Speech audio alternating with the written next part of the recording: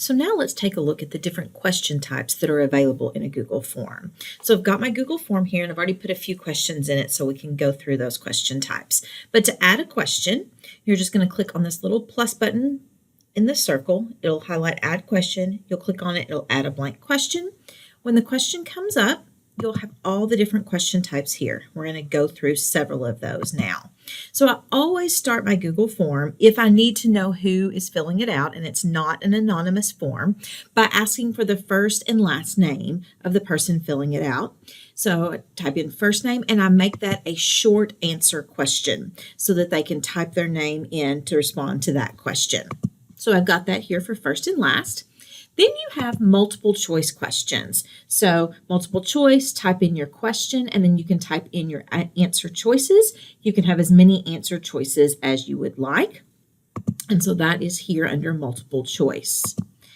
The next option that's available is a multiple select. Maybe you want them to choose more than one answer. There are more than one answer available. So that is check boxes or a multiple select question.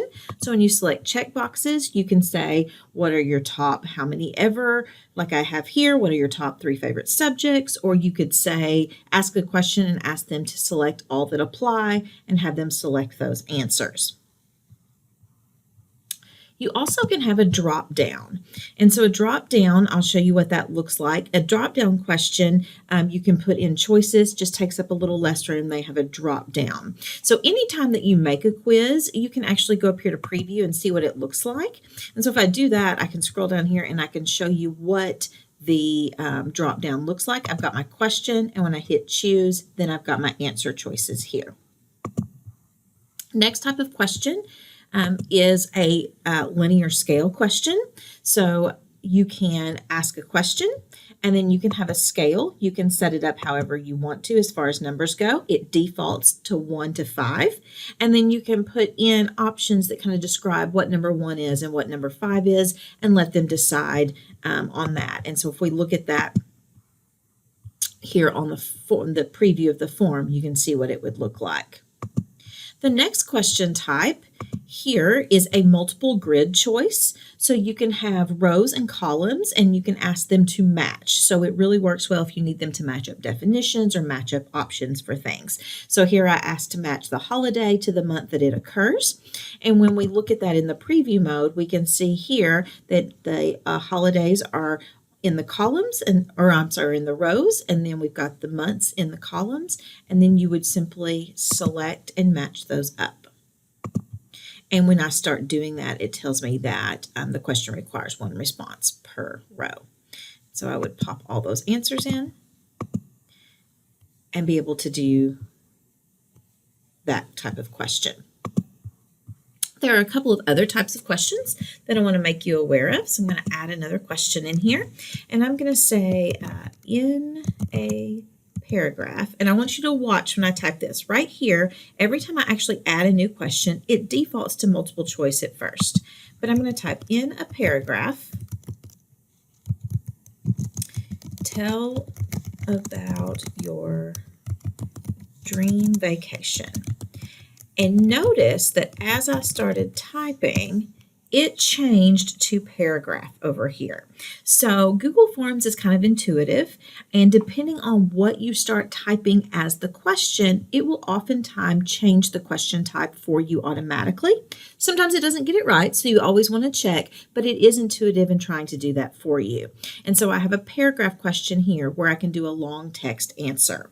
So kind of the difference between short answer and a paragraph. Short answer, think about using that when you just have 1, 2, 3 words that might be the answer. If it's anything much longer than that, I recommend you use a paragraph, even if it's not going to be an extremely long response, because there is a character limit in a short answer question. So I default to paragraph unless it's going to be a very, very short 1, 2, 3 word answer that I need.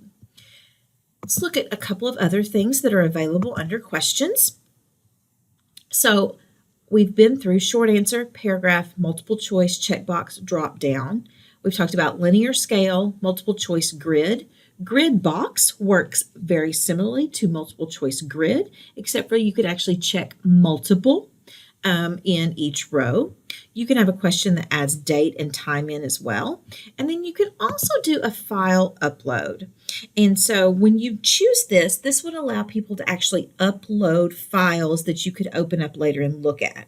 They will be uploaded from the owners or uploaded to the owner's Google Drive. So if you have this option in your form, then it's going to create a folder in your Google Drive where anything that anybody loads will go into that folder. So it's going to ask you if you really want to do this.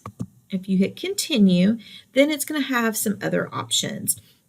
So you can allow only specific file types to be uploaded, and then you could choose what type of files can actually be uploaded.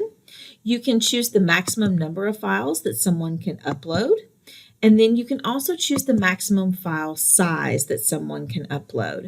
And it tells you that this form can accept up to 1 gigabyte of files. And then it will always give you, as the person who owns the form, an option to view the folder when you create those. So you have that ability to have people actually upload. Another thing that I want to show you very quickly is that you can actually customize your questions even a little further. So I've clicked on this question that asks, what is your favorite season? And you'll notice that kind of when I hover over these answer choices, I get the little add image icon. So I could make this a little bit more visual if I need to by clicking on that icon.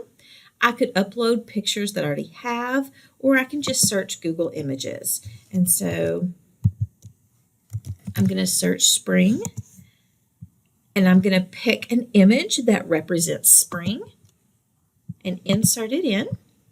And I can do that for each one of my options.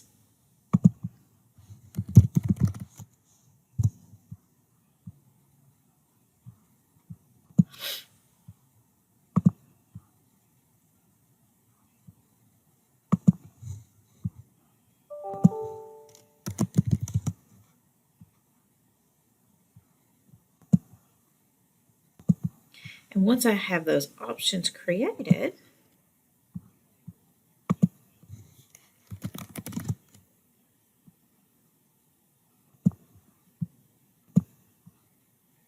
then now if I go and actually look at, let me refresh this, if I actually go and look at the preview, I can see that now do I not only have the option here, but I have a picture that represents that answer. That might be really great for some of your younger students to help them kind of visualize what the question is asking as well. So that's just a little bit about the different question types that are available in a Google form.